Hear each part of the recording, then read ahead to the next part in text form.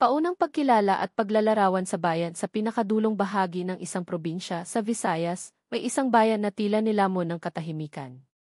Hindi ito ganoong kalaki, pero ang bawat sulok ay may kwento, at bawat kwento ay maihalong pangamba. Dito nakatayo ang lumang bahay na bato ng pamilyang matagal nang namumuno sa lugar, ang pamilya ng alkalde. Sa unang tingin, parang normal lang ang lahat. May palengke sa umaga, may mga batang naglalaro sa kalsada, at may misa tuwing linggo. Pero kapag dumilim na ang langit at lumubog ang araw sa likod ng bundok, nag-iiba ang mukha ng bayan. Nagsasara ang mga tindahan bago pa mag-alas 6, at ang mga tao ay parang minamadali ng hindi nakikitang kamay para makauwi. Ayon sa matatanda, ganito na raw mula pa noong hindi pa ipinapanganak ang kasalukuyang alkalde. May kwento sila tungkol sa mga gabi ng kabilugan ng buwan, kung saan maririnig mo ang kakaibang pagaspas ng pakpak mula sa mga punong kahoy at bubungan ng bahay.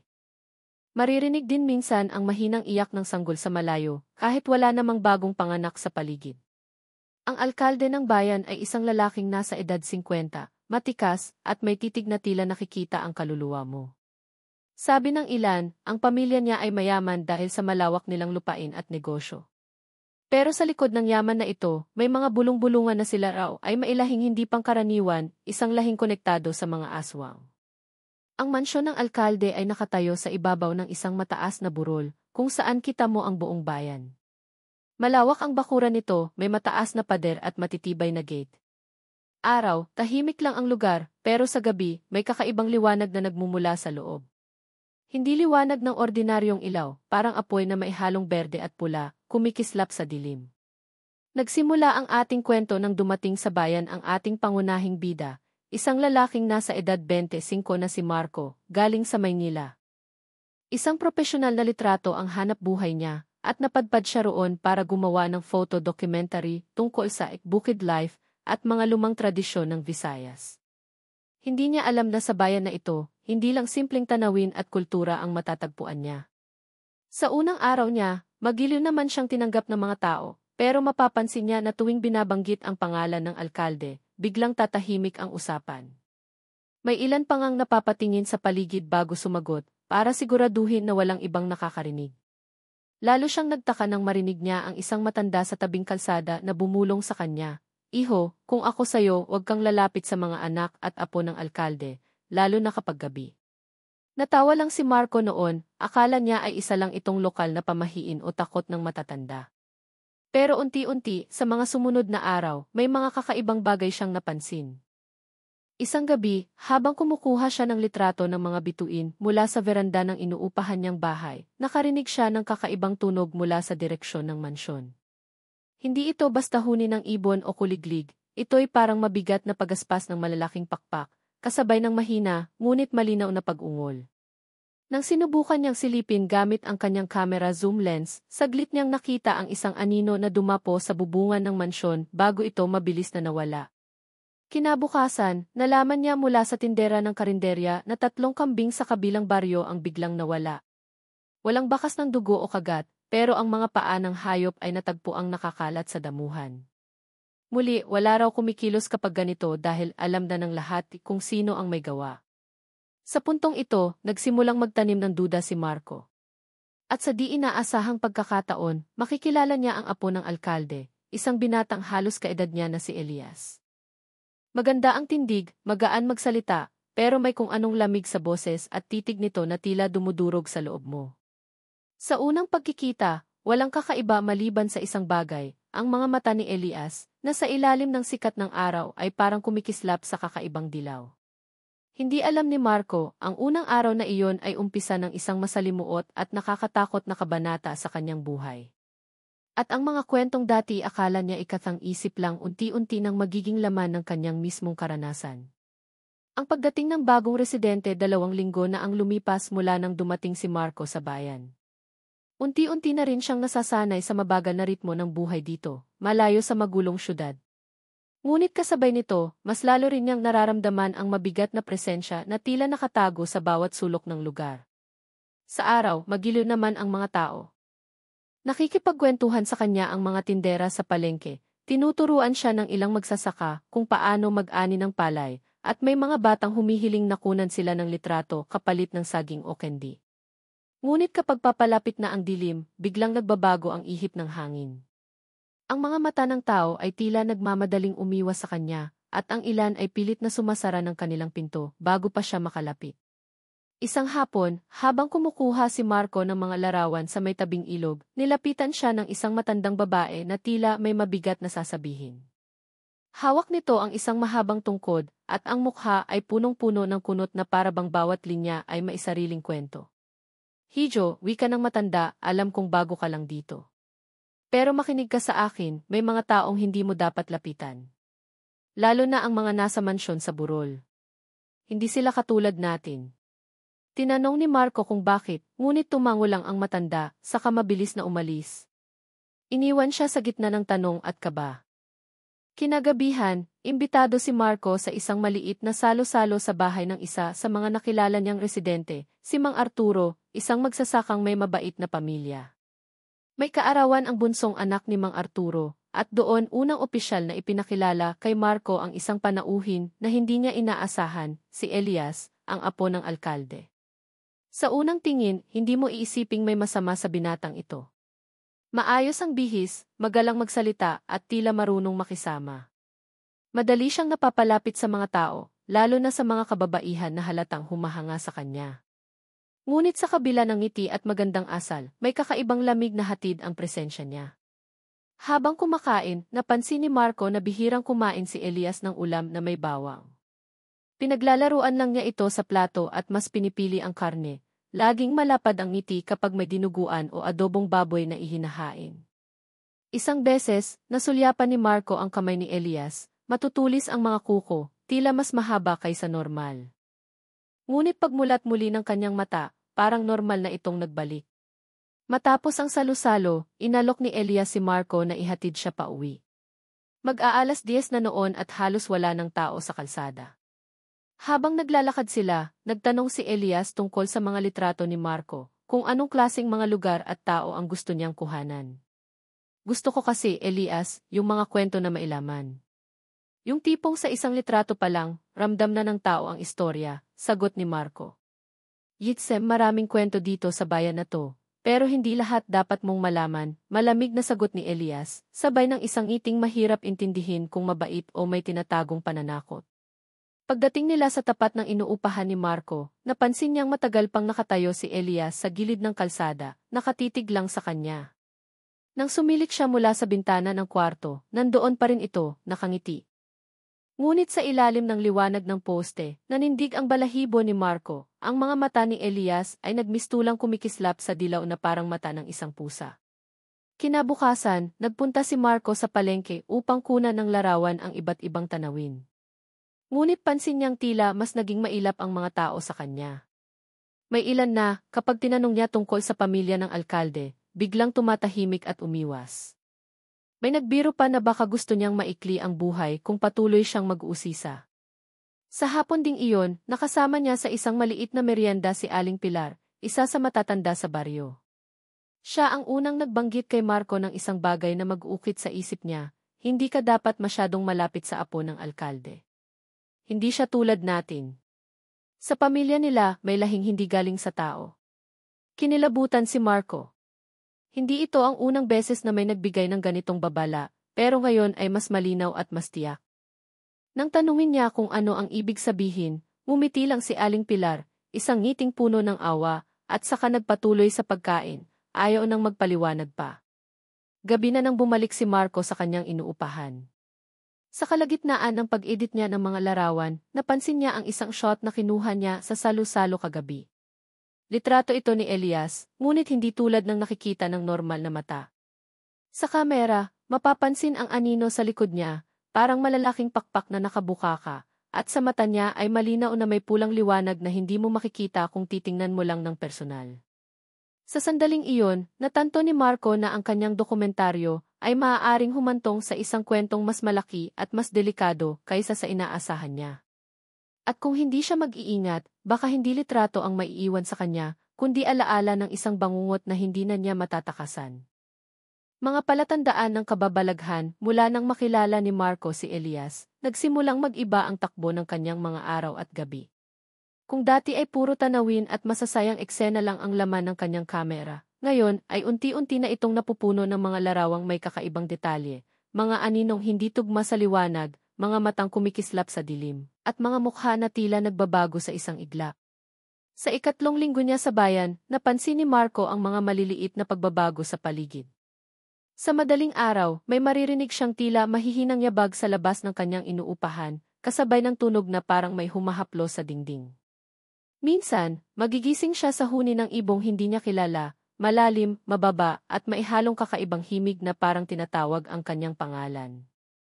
Isang gabi, habang naglalakad siya pauwi mula sa bahay ni Mang Arturo, napadaan siya sa isang bakanting lot na may malalaking puno ng akasya. Doon niya unang naranasan ang isang bagay na hindi niya malilimutan. Mula sa taas ng puno, may bumagsak na isang malaki at mabigat na nilalang. Hindi niya ito nakita ng malinaw, pero ramdam niya ang bigat ng lupa nang tumama ito. Paglingon niya, wala na roon ang nilalang, ngunit sa lupa ay may naiwan na dalawang malalaking bakas ng paa na tila paa ng tao, pero may mahahabang kuko. Kinabukasan, nagpunta si Marco sa karinderya para kumain ng agahan. Sa mesa sa tabi niya, dalawang magsasaka ang nag-uusap tungkol sa isang insidente kagabi. Isang batang kambing ang natagpuang walang laman ang loob, pero walang bakas ng dugo sa paligid. Ang tanging bakas lang ay mga malalaking paa na nakaukit sa lupa. Nang magtanong si Marco, agad dumahimik ang dalawa at tumingin-tingin sa paligid bago isa sa kanila ang bumulong. Iho, may gabi talagang ganyan dito. Lalo na kapag malapit na ang kabilugan ng buwan, mas nagiging aktibo ang mga iyon. Sa mga sumunod na araw, mas naging malinaw ang mga palatandaan. Isang hapon, habang kinukuhanan niya ng litrato ang lumang simbahan, may nakita siyang babaeng naglalakad sa kalye, maputla, payat at parang wala sa sarili. Nang lapitan niya para mag-alok ng tulong, biglang tumingin ito sa kanya at napansin niya na kulay itim ang buong mata nito, walang puti. Bago pa siya makapagsalita, tumalikod ito at naglakad palayo, papunta sa direksyon ng mansyon ng alkalde. Dumating ang gabi ng unang kabilugan ng buwan mula nang siya ay dumating. Wala sa plano ni Marco na maglakad sa gabi, ngunit hindi siya mapakali.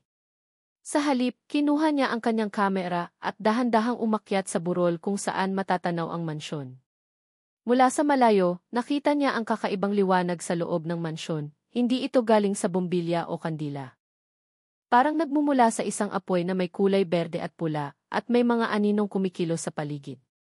Nang gamitin niya ang kanyang zoom lens, mas malinaw niyang nakita, isang bilog ng mga tao, nakapalibot sa isang mesa na may nakalatag na kung anong bagay na tila katawan ng hayop o baka tao. Pero ang pinakanakakakilabot, nandoon si Elias, nakatayo sa gitna. Sa ilalim ng liwanag, kitang-kita ang pagbabago ng kanyang anyo, mas matulis na mga ngipin, mas mahahabang kuko, at mga matang kumikislap na pula. Sa gilid ng kanyang ulo, may makapal na ugat na tila gumagapang pababa sa kanyang leeg. Biglang napalunok si Marco. Alam niyang dapat na siyang umalis, pero tila may kung anong puwersa na pumipigil sa kanyang mga paa. Sa halip na tumakbo, patuloy niyang kinuhanan ng litrato ang eksena. Ngunit nang matuon ang lente kay Elias, napansin niyang biglang tumingin ito direkta sa kanya. Kahit na malayo siya at natatakpan ng mga puno, malinaw na nakita siya ng binata. At sa isang iglap, lumabas si Elias sa bilog at nagsimulang maglakad papalayo, sa direksyon kung saan nakatayo si Marco. Sa kabutihang palad, mabilis na nakapag-react si Marco. Tumalikod siya at tumakbo pababa ng burol, halos madapa sa pagmamadali. Sa likod niya, naririnig niya ang mabilis na yabag na hindi normal para sa tao. Parang mabigat ngunit mabilis, at paminsan-minsan ay may kasamang tunog ng pagaspas ng pakpak. Pagdating niya sa kanyang inuupahan, mabilis niyang isinara ang pinto at isinuksok ang sarili sa ilalim ng bintana. Doon, mula sa maliit na siwang, nakita niya si Elias na nakatayo sa kalsada, nakangiti, pero hindi na katulad ng dati. Ngayon, halata na ang matutulis na ngipin at pulang mga mata. Hindi nagsalita si Elias, pero ang tingin niya ay sapat na para iparamdam kay Marco na nakita na siya at hindi siya titigilan. Mula sa gabing iyon, malinaw na kay Marco na ang mga kwento tungkol sa pamilya ng alkalde ay hindi katang-isip. At kung hindi siya mag-iingat, baka siya na ang susunod na palatandaan ng kababalaghan na ikukwento ng bayan. Lihim sa likod ng pamilya ng alkalde, mula nang makita ni Marco ang pagbabagong anyo ni Elias sa gabi ng kabilugan ng buwan, hindi na siya mapakali. Lahat ng kilos niya ay may kasamang kaba, at bawat tunog sa paligid ay parang banta. Ngunit sa kabila ng takot, mas lalo siyang ginanahan na alamin ang totoo. Alam niyang hindi siya makakaasa sa karamihan ng mga taga-baryo, marami ang takot magsalita. Kaya naisip niyang lumapit kay Aling Pilar, ang matandang ilang beses nang nagbibigay sa kanya ng babala. Sa umpisa, ayaw pa nitong magbukas ng bibig, pero nang ipakita ni Marco ang mga litrato na kuha niya mula sa mansyon, biglang nag-iba ang ekspresyon ng matanda. Para bang hindi na siya nagulat, bagkus ay kinumpirma lang nito ang matagal na niyang alam. Matagal ng lihim ng bayan na to ang pamilya ng alkalde. Pero hindi lahat ng tao handang tanggapin ang katotohanan. Umupo silang dalawa sa lumang upuan sa veranda, habang umuulan ng mahina. Doon nagsimulang ikwento ni Aling Pilar ang kasaysayan na halos isang siglo na ang tanda. Noong panahon ng mga Kastila, may isang batang babae na anak ng unang alkalde sa bayan. Maganda ito at kilala sa kabutihan ng loob, ngunit isang araw, bigla itong nagkasakit ng malubha. Wala nang magawa ang mga manggagamot, kaya naghanap ang pamilya ng tulong sa kung saan-saan. Hanggang isang gabi, dumating ang isang misteryosong babae mula sa kabilang bundok. Ayon sa kwento, hindi ito basta tao, isa itong matandang aswang na kilala sa kanilang lahi bilang tagapagpasa ng dugo. Nangako itong gagamutin ang bata kapalit ng isang sumpa. Ang lahat ng magiging anak at apo ng alkalde ay magkakaroon ng kakayahan at gutom na taglay ng mga aswang. Walang nagawa ang pamilya kundi pumayag. Gumaling nga ang bata, ngunit mula noon, may mga kakaibang nangyayari sa bayan. Tuwing kabilugan ng buwan, may mga nawawalang hayop at tao. Minsan, natatagpuan ang katawan na walang laman ang laman loob, pero walang bakas ng dugo. Lumipas ang mga dekada at ang sumpa ay hindi nawala. Ang bawat alkalde na galing sa pamilyang iyon ay may kapangyarihan, hindi lang sa politika, kundi sa mismong takot ng mga tao. Walang nagtatangkang sumalungat sa kanila dahil alam nilang kapalit ay ang kanilang buhay. At ngayon, ang kasalukuyang alkalde ay isa sa pinakamakapangyarihan sa kasaysayan ng bayan. Hindi lang siya, kundi pati ang kanyang mga anak at lalo na ang kanyang apo, si Elias. Sabi ni Aling Pilar, si Elias ang pinakadalisay, ang dugo ng aswang sa kanilang pamilya, kaya mas malakas ang kanyang kakayahan kaysa sa kanyang lolo. Nakinig si Marco, ramdam ang malamig na hangin na dumaan sa veranda. Tinanong niya kung may paraan para maputol ang sumpa. Sandaling natahimik si Aling Pilar bago siya sumagot, may paraan pero napakadelikado. Kailangan ng dugo ng mismong pinagmula ng sumpa o ng pinakamalakas sa kanilang lahi. At alam natin kung sino yun ngayon. Alam ni Marco na tinutukoy niya si Elias. Ngunit paano niya haharapin ang isang nilalang na halos hindi nasusugatan at may kapangyarihang hindi niya palubos na uunawaan? Habang nag-uusap sila, may narinig silang mabigat na yabag sa labas. Tumahimik si Aling Pilar at dahan-dahang tumayo. Sa siwang ng pinto, nakita nilang may isang taong nakatayo sa dilim, matangkad, matikas, at may matang kumikislap. Si Elias. Umiti siya, pero hindi iyon ngiti ng isang kaibigan. Magandang gabi po, Aling Pilar. Marco, malamig niyang bati. Nabalitaan kong mahilig ka palang mag-interview, Marco. Sana lang tama ang mga taong tinatanong mo. Bago pa makasagot si Marco, tumalikod si Elias at naglakad palayo, pero naramdaman niya na hindi iyon simpleng pagbisita. Isa iyong babala at isang pangakong babalikan siya. Kinagabihan, habang nasa loob ng kanyang inuupahan, binalikan ni Marco sa isip ang buong kwento ni Aling Pilar. Unti-unti niyang naintindihan na ang sumpa ng pamilya ng alkalde ay hindi lang basta alamat, kundi isang kasaysayang dumugo sa bawat sulok ng bayan. At kung totoo ang sinabi ng matanda, malapit nang dumating ang panahon na si Elias mismo ang magiging ganap na tagapagmana ng kapangyarihan. Pero may isa pang tanong na kumakain sa isipan niya. Kung ang sumpa ay sinimulan ng isang aswang mula sa bundok, posible kayang buhay pa ito hanggang ngayon. At kung buhay pa nga, baka ito ang tunay na susi para wakasan ang lahat. Dito nagsimula ang plano ni Marco, hahanapin niya ang pinagmulan ng sumpa, kahit gaano pa ito kadelikado.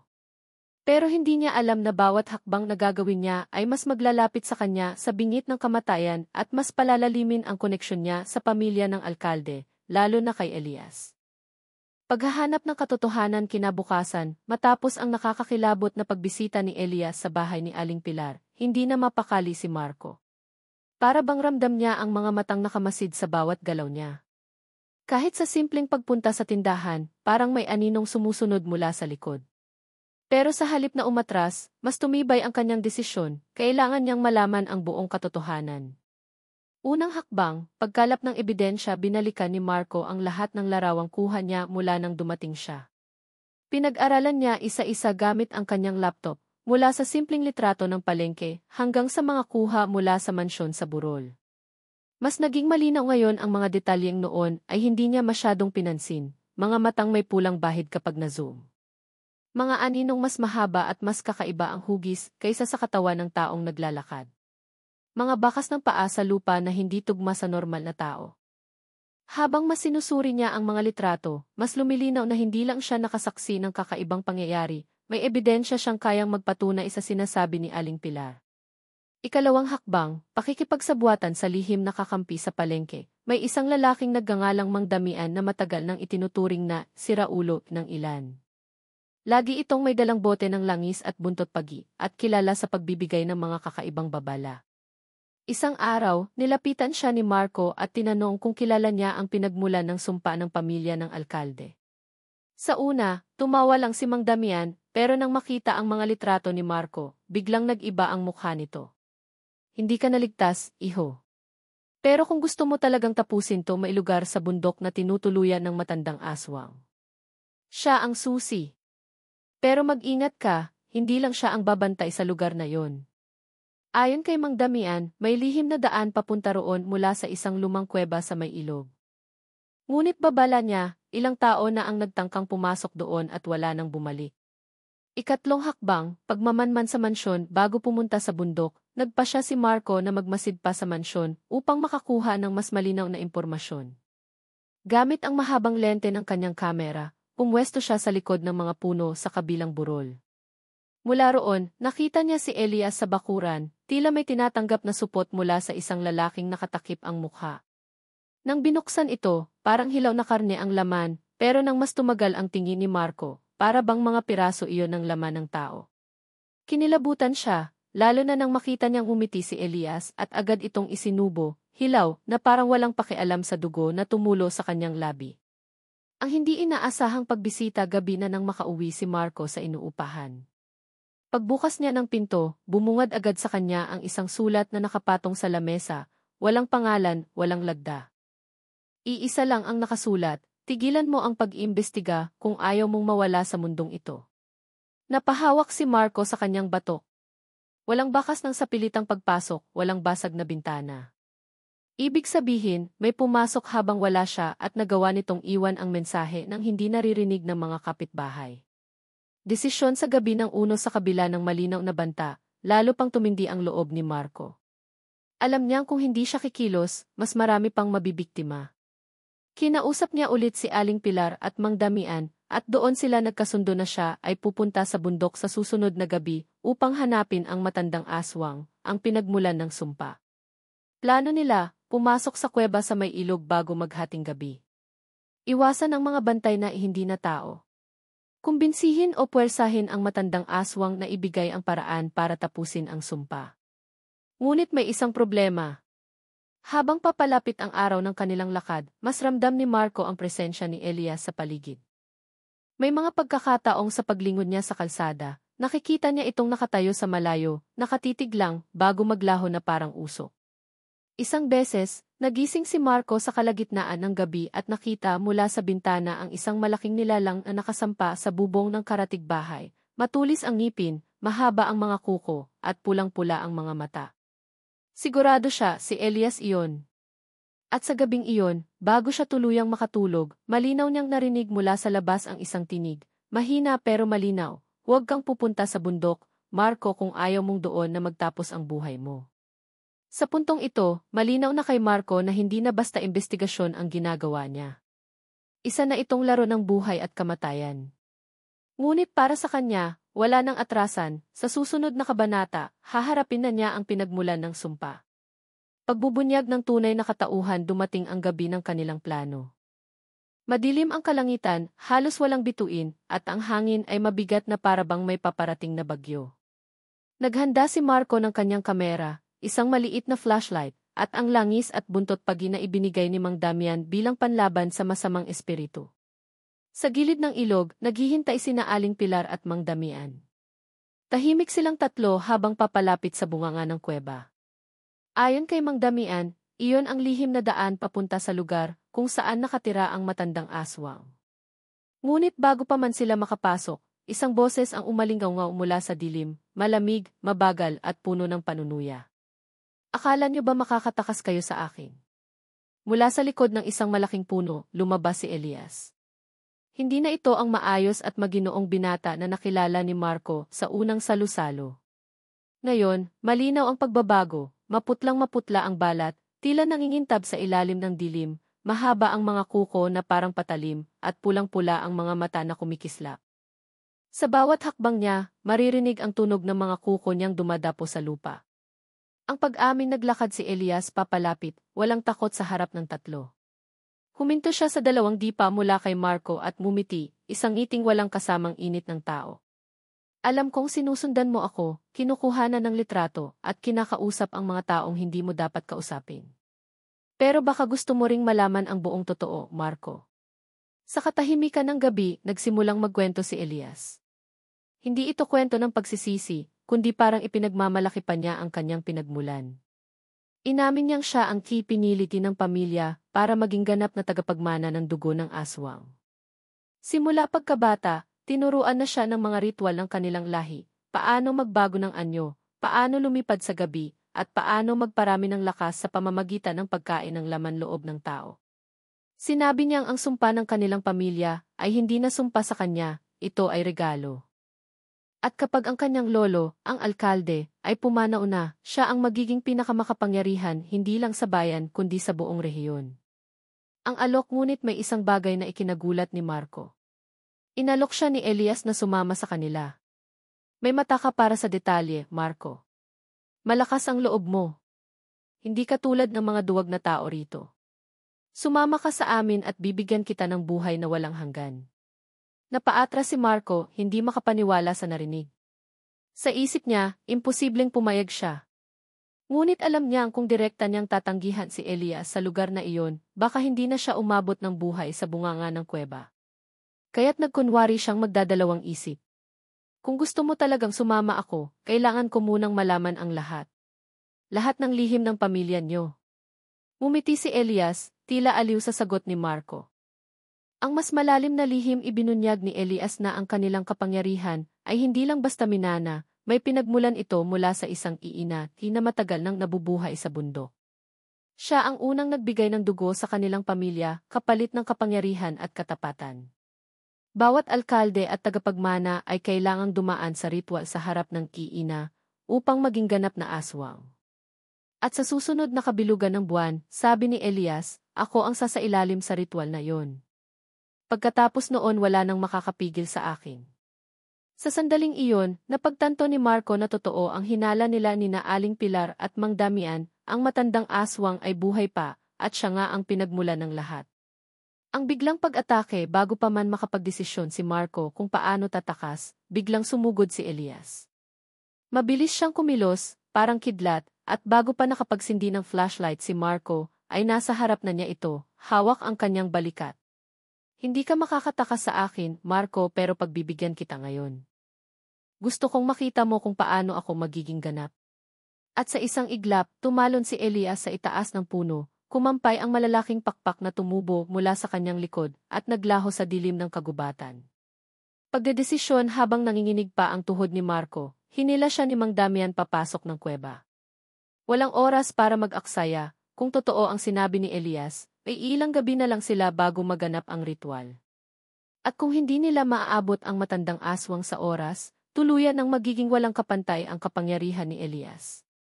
Sa loob ng kuweba, ramdam ni Marco ang malamig na hangin na parang humahaplos sa kanyang balat. Ang dilim ay hindi basta dilim, parang may buhay, gumagalaw sa paligid. At sa bawat hakbang, mas lumalakas ang tibok ng puso niya. Labanan sa dilim, malamig at mabigat ang hangin sa loob ng kuweba. Tanging tunog ng patak ng tubig at mahinang yabag nila Marco, Aling Pilar, at Mang Damian ang maririnig.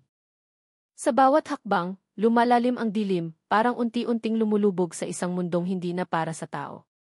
Ang unang harang pagdating nila sa isang mas maluwang na bahagi ng kuweba, napansin ni Marco ang kakaibang amoy, malansa, mabaho, at parang pinaghalong dugo at nabubulok na karne. Biglang may kumilos mula sa gilid, dalawang nilalang na halos kasing taas ng tao, ngunit walang buhok, kulay abo ang balat, at mahahaba ang kuko.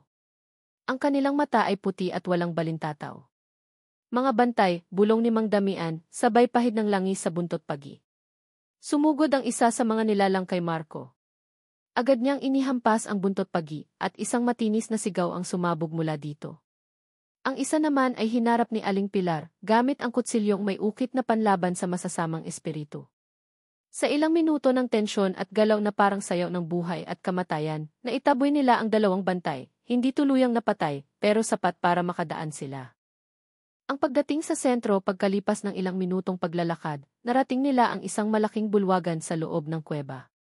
Sa gitna nito, may isang trono na gawa sa pinaghalong buto at kahoy.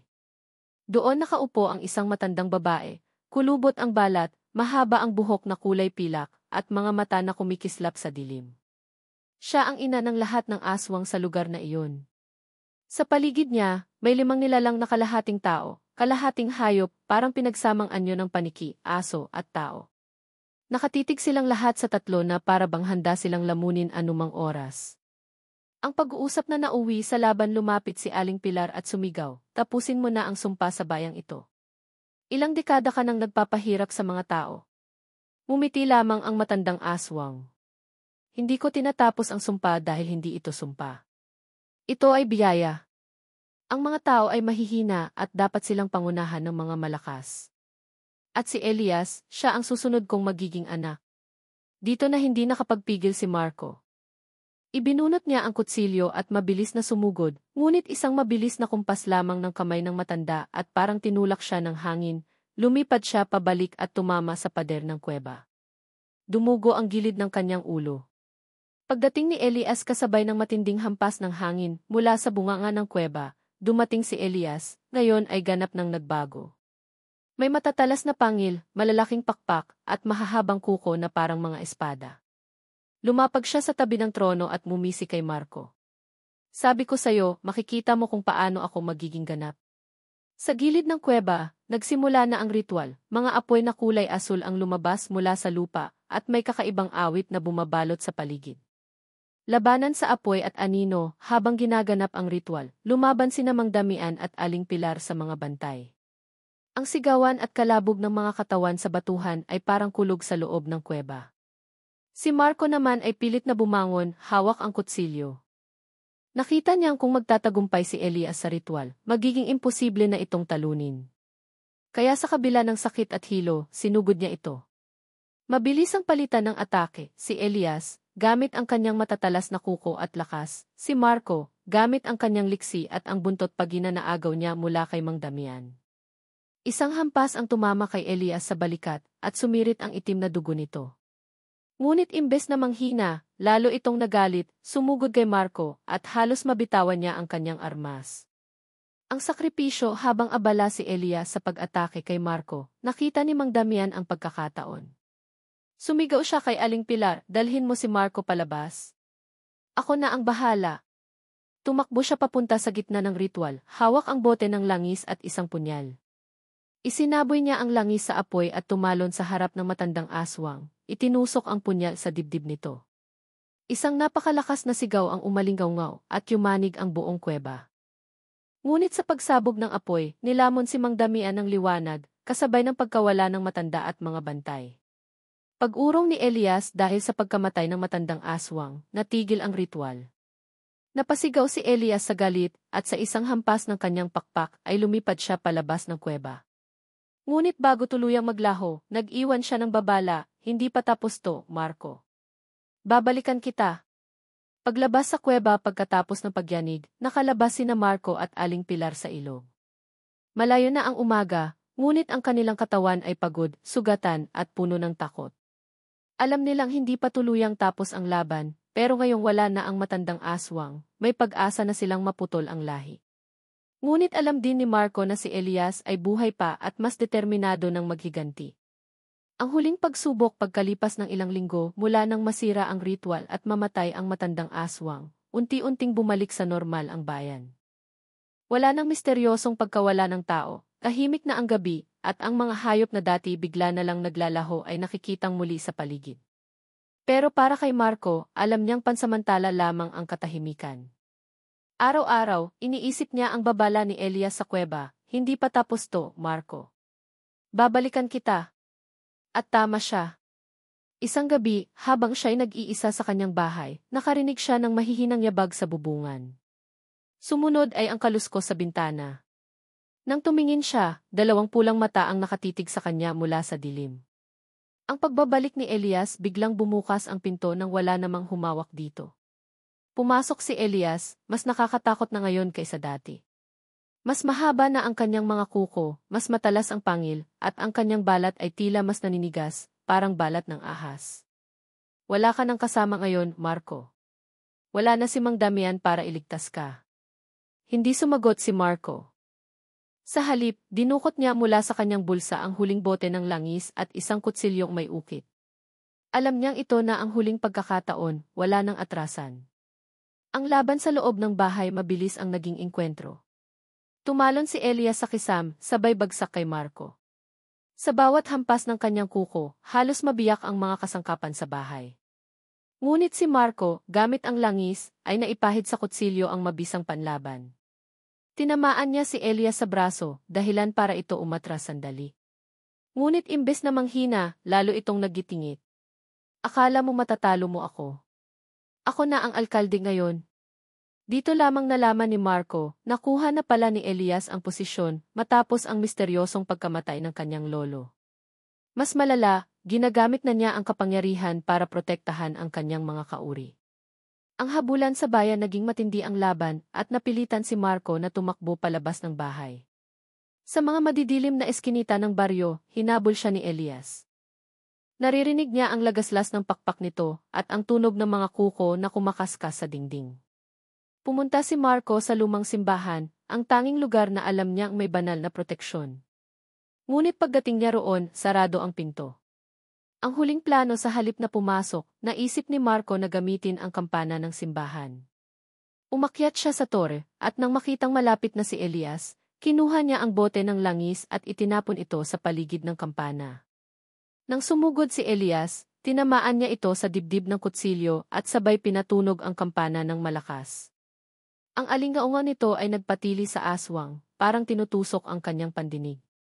Habang nangingisay si Elias, mabilis na sinaksak ni Marco ang puso nito.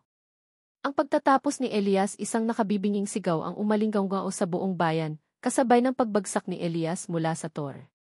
Nang bumagsak ito, nagsimulang maging abo ang kanyang katawan hanggang sa tuluyang maglaho sa hangin. Nang matapos ang lahat, sumikat na ang araw. Huminga ng malalim si Marco at alam niyang sa wakas, natapos na ang kasamaan na matagal nang bumabalot sa kanilang lugar. Epilogo, lumipas ang ilang buwan at unti-unting bumalik ang kasiglahan ng bayan. Muling nagbalik ang tiwala ng mga tao sa isa't isa. Ngunit para kay Marco, alam niyang sa mundo, may mas marami pang nilalang na tulad ni Elias, nagtatago, naghihintay ng pagkakataong muling maghasik ng takot. At sa kanyang puso, ipinangako niyang kung sakaling bumalik ang dilim, handa siyang lumaban muli. Dahil minsan na siyang naging saksi sa katotohanan, minsan, ang pinagmula ng kasamaan ay nakaupo sa pinakamataas na upuan ng kapangyarihan. Isa.